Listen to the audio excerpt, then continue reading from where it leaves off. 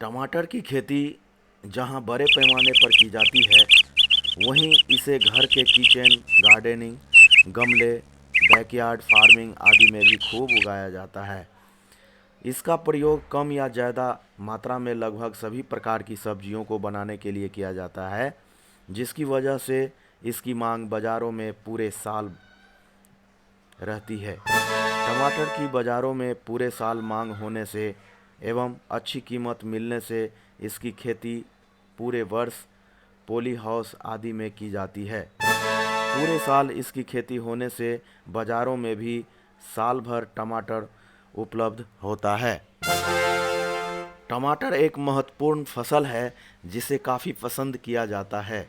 यह हमारे देश में उगाए जाने वाली सब्जी फसल है जिसे हमारे देश के लगभग सभी राज्यों में उगाया जाता है। टमाटर में कैल्शियम, फास्फोरस, कार्बोहाइड्रेट, प्रोटीन, वसा एवं अम्ल प्रचुर मात्रा में पाया जाता है।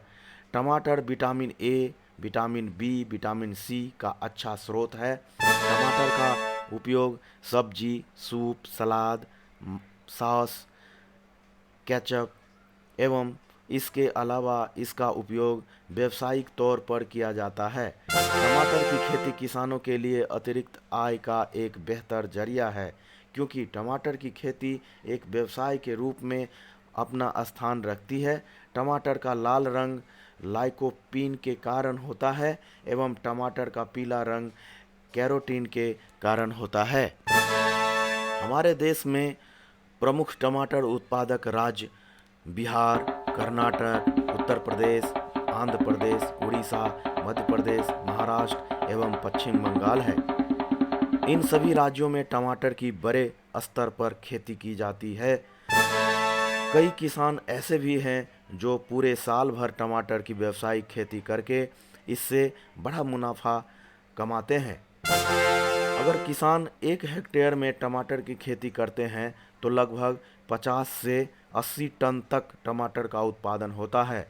अगर बाज़ार में इसका अच्छा कीमत मिल गया तो इससे काफ़ी अच्छी आमदनी होती है।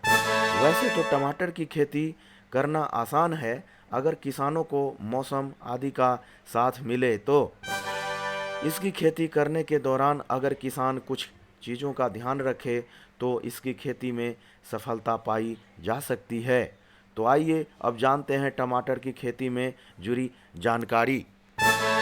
टमाटर की हाइब्रिड किस्में हैं आर का विशाल, आर का वरदान, आर का श्रेष्ठ, आर का सम्राट, आर का रक्षक, आर का अनन्या, आर का Abhijeet, Pusa Divya, Pusa hybrid 1, Pusa hybrid 2, Pusa hybrid 4, Pusa hybrid 8, Rajshree, COTH1, COTH2, COTH3, Pant hybrid 1, Pant hybrid 2, TH2312, TH802। आइए किसान भाइयों जानते हैं अब टमाटर की खेती के लिए मिट्टी एवं जलवायु। वैसे तो टमाटर की खेती सभी प्रकार की मिट्टियों में की जा सकती है, लेकिन इसकी खेती के लिए बलुई दोमट मिट्टी जिसमें जल जमाव न हो, इसकी खेती के लिए काफ़ी अच्छा माना जाता है। यानी कि किसान जिस खेत में टमाटर की खेती कर रहे हैं उसमें जल जमाव न हो, इसके लिए किसानों को पहले से ही इसका उपाय कर लेना चाहिए। इसकी खेती के लिए खेत की मिट्टी का pH मान 6 से 7 हो तो ऐसी भूमि टमाटर के लिए अच्छी होती है। जलवायु टमाटर की खेती पर काफ़ी प्रभाव डालता है, क्योंकि टमाटर का रंग और आकार दोनों जलवायु से प्रभावित होती है और टमाटर की तो रंग और आकार की गुणवत्ता है। 18 से 27 डिग्री सेल्सियस के बीच का तापमान इसकी खेती के लिए उपयुक्त माना जाता है। न तो ये फसल ज़्यादा गर्मी सहन कर पाता है और ना ही ज़्यादा ठंडी, क्योंकि ज़्यादा गर्मी से इसकी फलों के रंग एवं स्वाद पर प्रतिकूल प्रभाव पड़ता है और ठंडी के दिनों में इसकी फसल पाला सहन नहीं कर पाती है। आइए किसान भाइयों अब जानते हैं टमाटर की खेती के लिए भूमि की तैयारी कैसे करें। टमाटर के रोपाई करने से पहले खेत की जुताई करके खेत को खरपतवार रहित कर लेना चाहिए। खेत की जुताई करने के लिए पहली जुताई मिट्टी पलटने वाले हल यानी कि मोल्डबोर्ड हल तथा बाद में 2 से 3 जुताई देसी हल या कल्टीवेटर आदि से करना चाहिए। खेत की मिट्टी को समतल करने के लिए पाटा का उपयोग करना काफ़ी अच्छा रहता है। टमाटर के बीजों को सीधे खेत में बुआई नहीं करते हैं, बल्कि इसके बीज से पहले टमाटर की नर्सरी तैयार कर लेते हैं और जब नर्सरी में पौधे 4 से 5 सप्ताह का हो जाता है तो पौध को मुख्य खेत में रुपाई कर देते हैं। तो आइए अब जानते हैं टमाटर की नर्सरी तैयार करने की विधि के बारे में। जिस जगह पर टमाटर फसल के लिए नर्सरी तैयार करनी है, उस जगह की मिट्टी की तैयारी करना भी आवश्यक होता है। उस जगह की जुताई हो जाने के बाद खेत की मिट्टी में उपलब्ध खरपतवार को चुनकर निकाल लेना चाहिए, जिससे कि नर्सरी में खरपतवारों का प्रकोप न हो एवं इसकी मिट्टी में गोबर एवं कंपोस्ट की खाद को ज़रूरत के हिसाब से मिलाकर मिट्टी को समतल कर लेना चाहिए। टमाटर की पौध तैयार करने के लिए क्यारियों का निर्माण कर लें। क्यारियों का निर्माण करते समय इस बात का ध्यान रखें कि क्यारी जमीन से ऊंची उठी हो, ताकि वर्षा होने से क्यारी में पानी न लग पाए। इसके बाद पौधशाला के क्यारियों में बुआई करें। नर्सरी में बीजों की बुआई करने से पहले बीजों को कैप्टान या बाविस्टीन से 2 ग्राम प्रति किलो के हिसाब से बीज को उपचारित कर लें।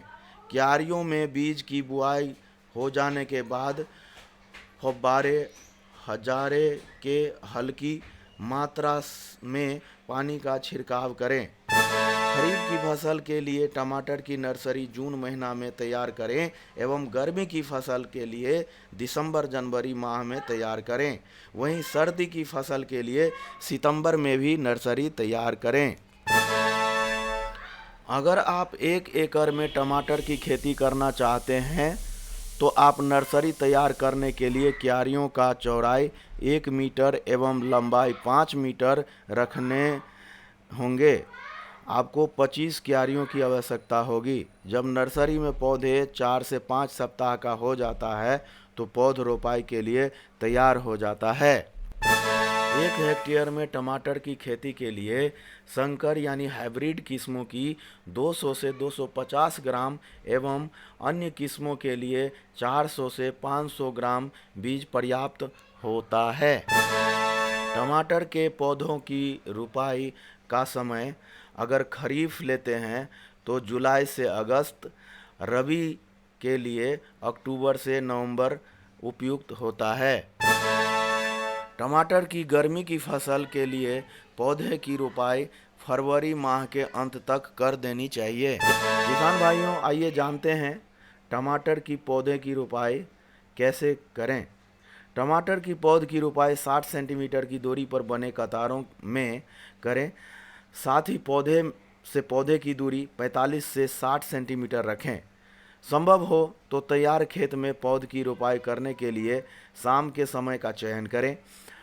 पौध की रोपाई करते समय इस बात का ध्यान रखें कि वैसे पौधे को न लगाया जाए जो कि पहले से ही रोग से ग्रसित हो, और जो पौध शुरू में ही रोपाई के समय या रोपाई के कुछ दिन बाद मर जाए या सूख जाए तो वैसे पौधों के जगह पर नई पौधा का रोपाई करें। किसान भाइयों, आइए अब जानते हैं टमाटर की फसल में सिंचाई के बारे में।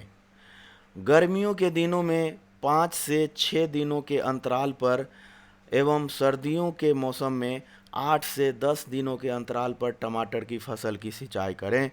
फसलों को सिंचाई की आवश्यकता पड़ने पर ही फसलों को आवश्यकता अनुसार सिंचाई करें। किसान भाइयों, जानते हैं टमाटर की फसल में खरपतवार नियंत्रण कैसे किया जाए।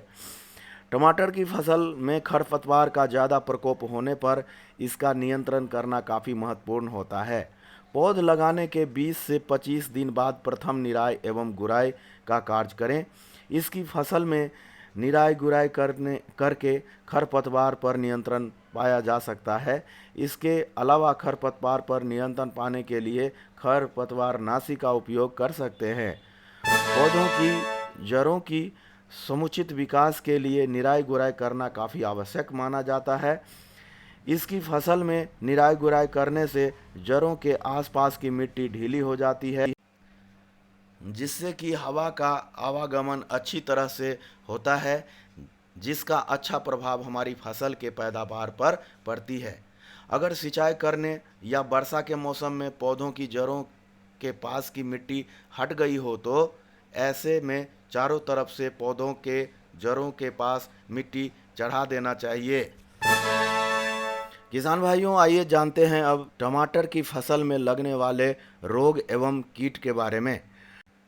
टमाटर की फसल में भी कई तरह के रोग एवं कीट लगते हैं, जिनमें प्रमुख कीट है सफ़ेद मक्खी यानी व्हाइट फ्लाई, टमाटर फल छेदक यानी टोमेटो फ्रूट बोरर, तंबाकू की झिल्ली टोबैको कैटरपिलर, पत्ती सुरंगक कीट यानी लीफ माइनर आदि कीट लगते हैं। इन कीटों पर अगर समय रहते नियंत्रण न किया जाए तो इसका बुरा प्रभाव हमारी फसल पर पड़ती है, जो कि हमारी उपज को प्रभावित करती है।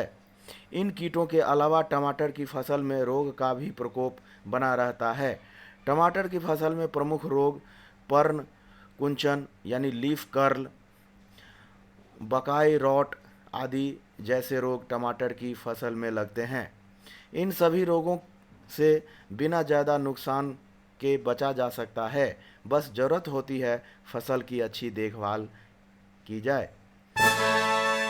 अच्छी देखभाल के साथ साथ अगर किसान को किसी रोग का लक्षण दिखे तो शुरुआती लक्षण दिखते ही इसके रोकथाम का इंतजाम करना चाहिए। किसान भाइयों, अगर टमाटर की उपज की बात की जाए तो टमाटर की उपज टमाटर की किस्म, खेत की मिट्टी की उर्वरा शक्ति एवं इसकी कैसी देखभाल की गई है इस पर भी निर्भर करता है। वैसे आम तौर पर इसकी उपज लगभग 50 से 80 टन प्रति हेक्टेयर तक होती है। इसकी उपज पूरी तरह से इसकी किस्म पर निर्भर करती है।